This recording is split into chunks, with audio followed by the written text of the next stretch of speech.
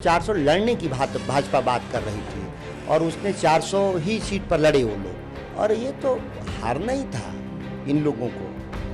बच गए हैं थोड़े से चीज़ों से, क्योंकि साधन के स्तर पे जो असमानता है, लेवल प्लेइंग नहीं है, और मीडिया का जो रुझान था वो बीजेपी के और एनडीए के पक्ष में था। और चला पाएंगे, और नहीं अगर निरंकुश तरीके से सरकार चलाने का जो प्रयास करेंगे, इससे भाजपा की सरकार भविष्य में क्षेत्रीय दलों के द्वारा नियंत्रित की जा सके। आरजेडी के उम्मीदवार सुधाकर सिंह ने जीत हासिल कर ली है। बक्सर से सांसद बन गए हैं, पहले मंत्री थे, विधायक थे, अब सांसद बन गए हैं। कितना अच्छा लग रहा है सुधाकर जी, पहली बार में ही आपने चौका लगा दिया। सभी दर्शकों को नमस्कार है, शुभकामना है।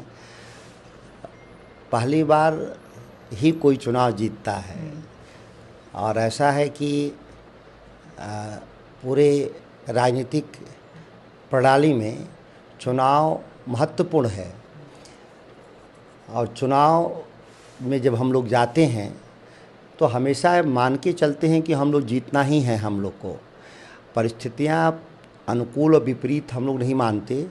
मैं मानता हूं कि जो हम लोगों ने किया है उसका प्रतिफल में लोग मतदान करेंगे, और ये बक्सर में साबित हुआ। जिसको लोग कहते थे कि यह मिनी काशी है, तो उसके हिसाब से हम लोग बहुत आसान जीत हमने हासिल किया। जिस तरीके से जो दावे किए जा रहे थे 400 पार एनडीए की ओर से, लेकिन 292 पर ही वो लोग रह गए। आखिर कहाँ चूक हुई इन लोगों से? देखिए, मैं पहले भी कहा था कई बार इंटरव्यू में कि वास्तविक रूप से वो 400 पार का नारा अपने सहयोगी दलों को धमकाने के लिए दे रहे थे कि 400 से सीट हम स्वयं लड़ेंगे। जिसका मीडिया ने जो अर्थ लगाया वो गलत अर्थ लगाया। वो मान लिया मीडिया कि वो 400 जीतने की बात कर रहे हैं। सच है कि वो 400 लड़ने की भाजपा बात कर रही थी, और उसने 400 ही सीट पर लड़े वो लोग। 410 या 11 सीट पर बीजेपी ने देश में चुनाव लड़ा, और ये तो हारना ही था इन लोगों को। बच गए हैं थोड़े से चीज़ों से, क्योंकि साधन के स्तर पे जो असमानता है, लेवल प्लेइंग नहीं है, और मीडिया का जो रुझान था वो बीजेपी के और एनडीए के पक्ष में था।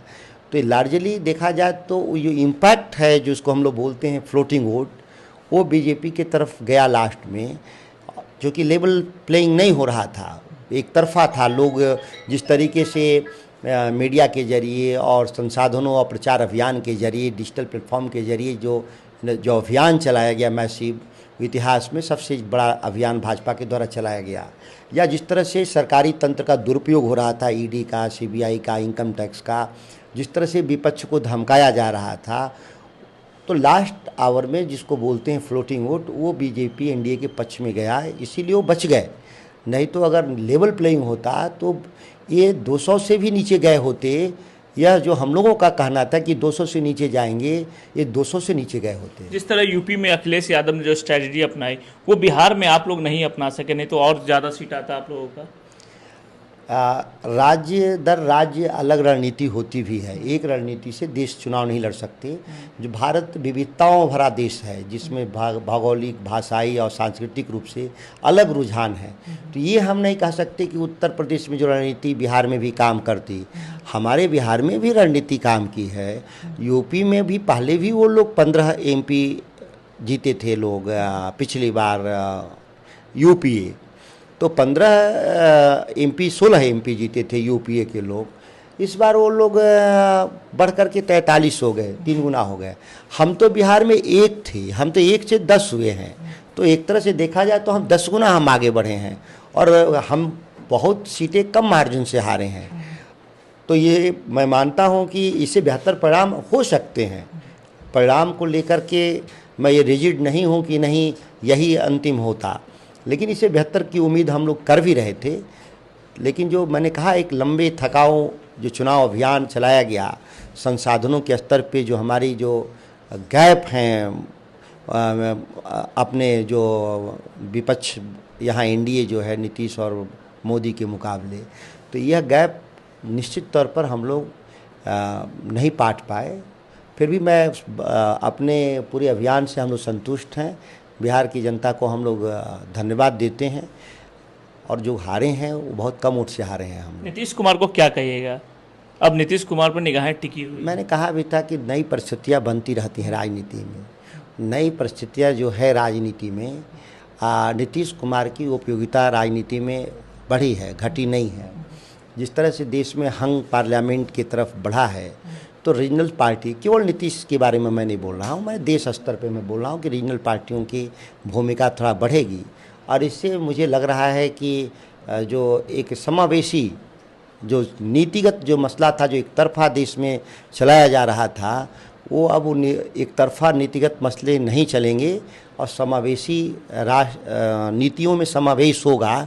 जो डिफरेंट जो इलाके के अलग अलग जो चीज़ थी वो आएंगे, और इससे देश की जो सरकार चलेगी वो पहले के मुकाबले बेहतर सरकार। ऋषि यादव कह रहे थे कि नीतीश कुमार बड़ा फैसला लेंगे 4 जून के बाद, लेकिन अब तो कोई फैसला नहीं लिया। क्या उम्मीद है अभी भी आप लोगों को? देखिए, हमारे नेता किन संदर्भ में इस बात को उन्होंने संकेत दिया था मैं नहीं जानता, लेकिन मैंने कहा कि जो देश की जो नई राजनीतिक परिस्थिति है उसमें क्षेत्रीय दलों की भूमिका बढ़ी है। अब उनकी भूमिका बढ़ी है तो वो निर्णय अपने विवेक से लेंगे लोग। किन आधार पर किसके साथ हो जाएंगे यह थोड़ा कहना मुश्किल है, लेकिन अभी मान के चलता हूँ कि प्री पोल अलायंस ही अभी आगे बढ़ेगा। अगर आगे जाके देश में निरंकुश तरीके से सरकार जो पहले जैसे चला रहे थे भारतीय जनता पार्टी, यह निरंकुशता अगर बरकरार रही तो नए फैसले होंगे 6 महीना के भीतर देश में।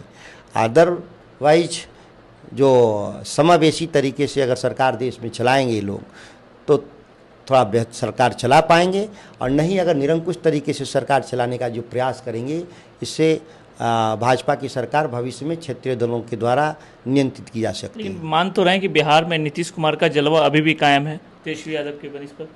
देखिए, कोई बहुत मार्जिन से वो लोग चुनाव नहीं जीते हैं। पहले को देखा जाए अगर रिकॉर्ड को तो 39 सीट बीजेपी जीती थी, एनडीए नीतीश। नहीं, हम जेडीयू की बात कर रहे हैं। मैं जेडीयू अलग नहीं है। देखिए, जेडीयू अलग इसलिए नहीं है क्योंकि अलग नहीं लड़े हैं। अलग लड़ते तो मैं मानता कि उनके अलग वजूद है। नीतीश कुमार और बीजेपी दोनों एक साथ लड़ी है, तो अलग अलग क्यों बात कर रहे हैं हम तो बात एनडीए की कर रहे हैं। तो एनडीए पहले से सीटें घटी हैं बिहार में, उनके मतदान के प्रतिशत घटे हैं उनके, तो जाहिर है कि वो रिजेक्शन की तरफ जा रहे थे। लेकिन देश के स्तर पे मैंने कहा कि जो लेवल प्लेइंग अभी नहीं है, अभी मीडिया और अन्य कॉरपोरेट का जो एक तरफा जो भी एनडीए की तरफ सपोर्ट था, उसके ज़रिए फ्लोटिंग वोट जो होता है मनोविज्ञान के हिसाब से 5 से 10% वोट अंतिम में निर्णय लेता है कि हम सरकार बनाने वाले के साथ जाएंगे, मेरिट के आधार पर नहीं जाते हो। तो उनको लगा कि यही सरकार एनडीए बना रही है, इसके चलते उनको सीटें करीब 300 से 290 के आसपास पहुँचे, नहीं तो 200 से नीचे आते।